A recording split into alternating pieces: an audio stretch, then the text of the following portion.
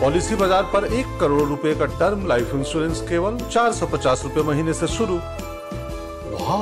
रूस के साथ चल रहे युद्ध के बीच यूक्रेन के राष्ट्रपति जेलेंस्की अमेरिका के दौरे पर हैं और इस यात्रा के दौरान उन्होंने अमेरिका के राष्ट्रपति जो बाइडेन से मुलाकात की। राष्ट्रपति बाइडेन के साथ बैठक के बाद उन्होंने एक प्रेस कॉन्फ्रेंस में भी वो शामिल हुए, जिसके बाद वो अमेरिकी संसद पहुंचे, जहां तालियों की गड़गड़ाहट के बीच उनका जोरदार स्वागत हुआ, जिसकी तस्वीरें आप देख रहे हैं। युद्ध के 10 महीने बाद ये पहला मौका है जब यूक्रेन के राष्ट्रपति देश से बाहर निकले। अमेरिकी संसद में संबोधन के दौरान भी उन्होंने कई बातों का जिक्र किया।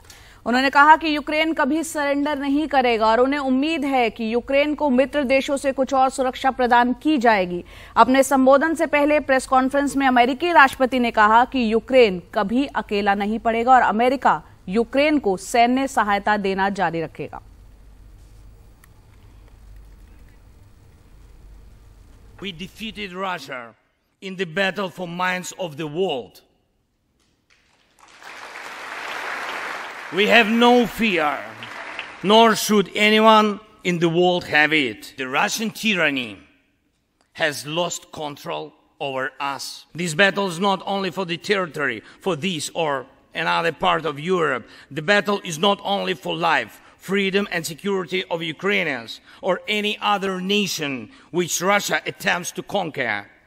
This struggle will define in what world our children and grandchildren will live, and then their children and grandchildren. It will define whether it will be a democracy of Ukrainians and for Americans for all. This battle cannot be frozen or postponed. It cannot be ignored. I think we share the exact same vision, and that a free, independent, prosperous, and secure Ukraine is the vision. We both want this war to end. Today we're going to continue to help Ukraine succeed on the battlefield. It can succeed in the battlefield with our help and the help of our European allies and others. So that if and when President Zelensky is ready to talk with the Russians, he will be able to succeed as well, because he will have won on the battlefield. और इस वक्त हमारी सहयोगी कादम्बनी शर्मा हमारे साथ जुड़ रहे हैं। कादम्बनी, 10 महीने से ज्यादा का वक्त बीत गया। जब शुरुआत में ये जंग शुरू हुई थी, लग नहीं रहा था कि इतना लंबा ये युद्ध चलेगा। अमेरिका के दौरे पर इस युद्ध के शुरू होने से बाद जो है पहली बार जेलेंस्की अमेरिका पहुंचे हैं। किस तरह की दोनों की मुलाकात में बातचीत हुई है जो बाइडेन और जेलेंस्की के बीच, बताएं जरा।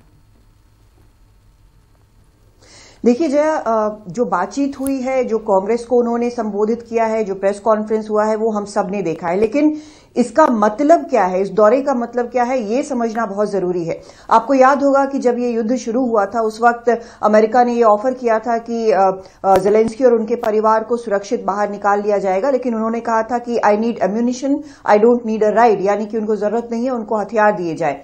लेकिन 10 महीने बाद आखिर ऐसा क्या बदला कि एक बेहद रिस्की ट्रिप उन्होंने अमेरिका का लिया, और आखिर ऐसा क्या हुआ कि बाइडेन चाहते थे कि इन पर्सन दोनों की बातचीत हो। इसमें ये सामने आ रहा है कि जो पश्चिमी देश हैं वो इन पर्सन एक मुलाकात के बाद ये एक असेस करना चाहते थे कि जो पीस की बात जेलेंस्की कर रहे हैं वो कहां पर है। जेलेंस्की ने बड़े साफ तौर पर कहा कि उन्होंने एक 10 पॉइंट जस्ट पीस की बात की है, जो उन्होंने पहले भी कहा है, लेकिन उनके लिए जस्ट पीस का यह मतलब नहीं है कि वो अपने देश के कुछ टुकड़े जो है वो रूस को सौंप देंगे ताकि युद्ध खत्म हो जाए। उन्होंने कहा है कि वो इस तरह का कॉम्प्रोमाइज नहीं करेंगे। सबसे बड़ी बात जो उन्होंने बिल्कुल साफ कर दिया यहां पर, जो कि बाकी देशों को जो जानना चाहते थे क्लियर हो गया है। दूसरी चीज है कि उनको $2 बिलियन की मदद मिली है, खासकर एयर डिफेंस सिस्टम को, पेट्रियट मिसाइल को लेकर, जो इस बात के लिए सक्षम है कि इससे पहले कि टारगेट हिट करे वहां से मिसाइल, उसको हवा में ही मार गिरा सकता है। यह बेहद जरूरी है यूक्रेन के लिए, क्योंकि हमने देखा है कि पिछले कुछ दिनों में किस तरह से रूस ने अपना आक्रमण और तेज कर दिया है, जो इंफ्रास्ट्रक्चर है उसको हिट कर रहा है। उसकी बात उन्होंने यहां पर कांग्रेस में संबोधित करते हुए कही कि इस बार हम भी क्रिसमस मनाएंगे, कैंडल लाइट में मनाएंगे, इसलिए नहीं कि ये बहुत रोमांटिक है, बल्कि इसलिए क्योंकि हमारे पास बिजली नहीं होगी। एक चीज जो सिंबॉलिज्म भी है और एड्रेस करने की भी बात है, हमने देखा वो किस तरह से आए। वो बैटल फिटिक जो वो पहन के लगातार युद्ध की शुरुआत से घूम रहे हैं, ऑलिव ग्रीन कलर की, वही पहनकर आए। मतलब एक तरह से उन्होंने संदेश दिया कि एक वॉर टाइम लीडर हैं जो कि बाहर आ रहे हैं अपने देश के लिए। उन्होंने इसलिए भी यहां पर बाहर आना बेहतर समझा क्योंकि अमेरिका जो है वो सबसे ज्यादा हथियारों से या पैसे से मदद कर रहा है। लेकिन अमेरिका में भी इस बात पर सवाल उठ रहे हैं, खासकर रिपब्लिकन पार्टी के कई जो सांसद हैं और कई जो अमेरिकन लोग हैं वो ये सवाल उठा रहे हैं कि इतनी दूर इस देश को इस तरह से अमेरिकन टैक्स पेयर्स के पैसे से आखिर क्यों मदद किया जा रहा है। उन्होंने इस बात का भी जवाब दिया। उन्होंने कहा कि ये सिर्फ यूक्रेन की बात नहीं है, बल्कि हमारे बच्चे जो है वो किस तरह की दुनिया में रहेंगे, किस तरह की डेमोक्रेसी होगी, किस तरह की डेमोक्रेटिक वैल्यूज होंगे, वो इस युद्ध से उसका निर्णय होगा। तो कई तरह के मैसेजिंग जो है वो उन्होंने किए और एक बहुत स्ट्रांग मैसेजिंग ये था, आपको याद होगा कि परसों ही वो यूक्रेन के ईस्टर्न फ्रंट पे थे जहां की बहुत तेज लड़ाई चल रही है।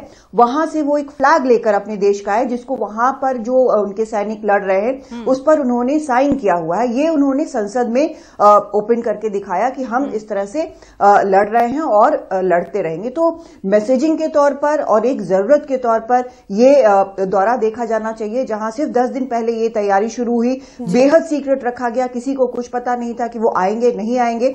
और अब एक बार फिर से जब उन्होंने मुलाकात कर ली है अमेरिकन लीडर से और लॉ में कुछ और सिक्योरिटी अफसरों से अपनी बात रख दी है और अब फिर एक वापस जो एक बेहद रिस्की ट्रिप है, वापस वो यूक्रेन के लिए निकल चुके हैं। तो ये दौरा जो है इस मायने में बेहद अहम है। जय। बिल्कुल, शुक्रिया आपका कादम्बी ने इस तमाम जानकारी के लिए।